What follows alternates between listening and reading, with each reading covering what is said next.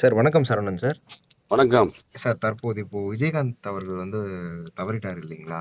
So ஆமா. அவரு கூட உங்களுக்கு இருந்த நினைவுகள பத்தி பகிர்ந்துக்க முடியுமா? ஏன்னா நீங்க தான் வந்து சின்ன விஜயகாந்த் அப்படின்னு சொல்லிலாம் வந்தது உங்களுக்கு அந்த டைம்ல பேரு. ஆ, ஆ.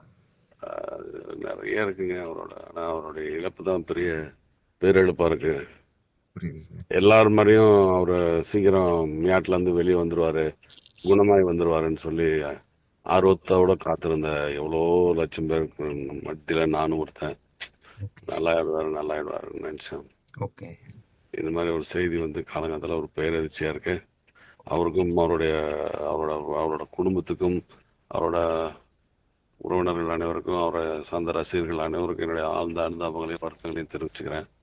சரிங்க அதே சார். சமயத்தில் நீங்க அவர் கூட கடைசியா எப்போ சார் பேசுனீங்க?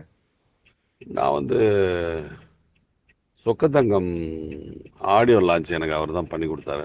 ஓகே. நான் என்னுடைய தாய் மனம்னு ஒரு படம் நான் டைரக்ட் பண்ணேன். ஆமா ஆமா சார். ஆமாம், அந்த படத்தை வந்து ஆடியோ லான்ச் பண்ணி கொடுங்கன்னு சொன்னேன். ஓகே. வாங்கன்னு சொல்லி பொள்ளாச்சிக்கு வர வச்சு அவர் ஒரு நாள் அவர் கெஸ்ட்டாக நான் அவரோட ரூம்லேயே தங்கினேன். நான் அவர் ஓகே. தங்கி அவர் கேசட் வெளியிட பாக்யராஜ் சார் வாங்கிக்க, இந்த இந்த ஹீரோயின் இவங்க வாங்கிட்டாங்க. Okay okay sir. சொக்கத்தங்க ஹீரோயின். ஆமா ஆமா சௌந்தர்யா. சௌந்தர்யா அம்மா. ஆமா சார். அவங்க வாங்கி 3 பேரும் மத்தியில் நிற்க வச்சு நான் பாட்டு கேசட் ரிலீஸ் பண்ணுற மாதிரி இருந்தேன். அதுக்கப்புறம் ரிலீஸ் பண்ணிவிட்டு இருந்து நாளைக்கு போயான்னு சொல்லிட்டு வீட்டில் ரூமில் பொள்ளாச்சியில் அந்த ஹோட்டலில் நான் அவர் கூட தான் தங்கினேன்.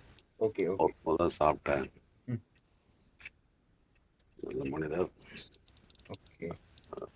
அவரோட கட்சிக்காரங்க எல்லாருக்கும் என்னுடைய ஆழ்ந்த அனுபவங்களை தெரிவிச்சுக்கிறேன். இந்த தருணத்துல நீங்க எந்த அளவுக்கு அவரை மிஸ் பண்றீங்கன்னு தெரிஞ்சுக்கலாமா சார்? ஏன்னா எல்லாருக்குமே காலையில நியூஸ் செய்தி வந்த உடனே கண்ணுல இருந்து முதல்ல தண்ணி தான் வந்தது. அதுக்கப்புறம் தான் அதிர்ச்சி தான். பெரிய இதயத்துக்கு வந்து ஒரு வலியான ஒரு நிகழ்வு, அது வலியான ஒரு நிகழ்ச்சி. காலங்காலத்தில் எந்திரிச்சோன்னு இப்படி ஒரு செய்தி, ஐயோ என்னடா அது அப்படின்னு சொல்லி ஒரே ஷாக்கிங்காக இருந்துச்சு.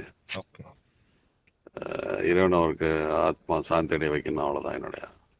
கண்டிப்பா சார். நன்றி சார். நன்றி.